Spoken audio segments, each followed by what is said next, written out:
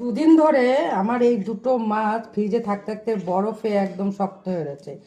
তাই ভাবলাম যে কি করা যায় মাছ দুটোকে।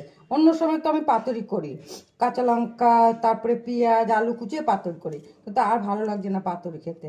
এবার ভাবছি কি করব ভাবতে ভাবতে ভাবতে ভেবে ফেলেছি কি করব।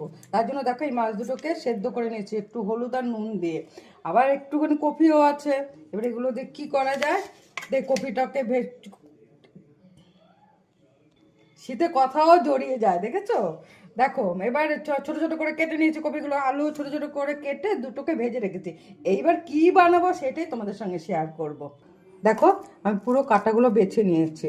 এবার কেন ভাজা ভাজা হবে তো জিনিসটা, তাই জন্য কাঁটা লাগলে আবার অসুবিধা হয়ে যাবে। এই যে ম্যাশের মতন করে নিয়েছে। কড়াইতে তেল দিয়ে একটু জোয়ান ফোড়ন দিয়েছি, এটাতে একটু জোয়ান ফোড়ন দিলে ভালো লাগে।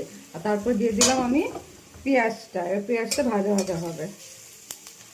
এই দেখো পেঁয়াজটা ভাজা ভাজা হয়ে গেছে, দিয়ে দিলাম আমি টমেটো কুচি।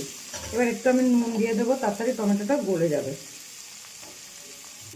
দেখো পেঁয়াজ আর টমেটোটা ভাজা ভাজা হয়ে গেছে, এবার আমি সব মশলা একে একে দিয়ে দেবো। এবার হলুদ গুঁড়ো দিলাম, এবার লঙ্কা দেবো কাশ্মীরি লঙ্কা, পরে কাঁচা লঙ্কাও দেবো, তারপরে দেবো একটু ধনে গুঁড়ো, তারপরে জিরা আদা বাটা দেবো।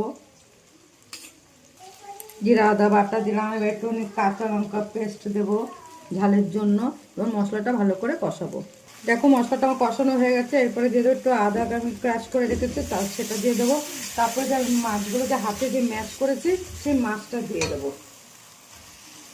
এবার এই মাছটাই মশলার সঙ্গে একটু কষাবো। আমার ভিডিওটা দেখো সম্পূর্ণ তোমরা দেখো, তার জন্য অনেক অনেক ধন্যবাদ, এবং কমেন্ট করো তার জন্য ধন্যবাদ।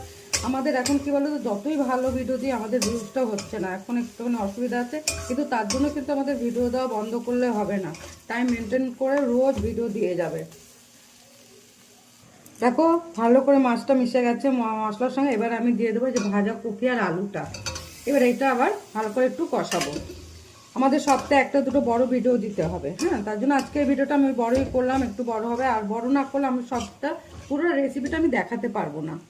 দেখো এবার আমি দিয়ে দেবো একটু চিনি, আর আমি একটা স্পেশাল মশলা বানিয়ে রেখেছি ঘরে, তোমাদের শেয়ার করে দিয়েছি এটা মশলার রেসিপিটা। তার গরম মশলাও তোমরা বলতে পারো। এবার এটা দিয়ে দেবো, একটু নেড়ে চেড়ে জল দিয়ে দেবো। এবার দিয়ে দিলাম আমি জল, এবার ঢেকে দেবো। ভাজা ভাজা একদম ঝুরঝুরে হবে। দেখো হয়ে গেছে। এই রেসিপিটা না লুচি পরোটা রুটি তুমি যার সঙ্গে খাবে, গরম গরম ভাত সব কিছুতে ভালো লাগবে। এবার আমি একটু ধনেপাতা ছড়িয়ে দিলাম।